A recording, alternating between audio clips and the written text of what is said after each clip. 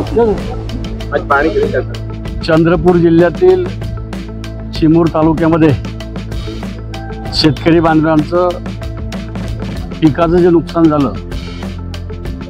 त्या अनुषंगाने शेतकऱ्याच्या बांधावर जाऊन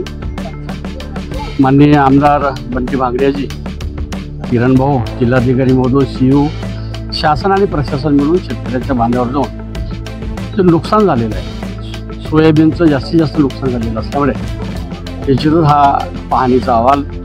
माननीय जिल्हाधिकाऱ्यांच्या मार्फत माननीय मुख्यमंत्री महोदयाकडे पाठवणार आणि निश्चितच जास्तीत जास्त भरीव निधी अनुदान जास्त कसं मिळेल यासाठी मी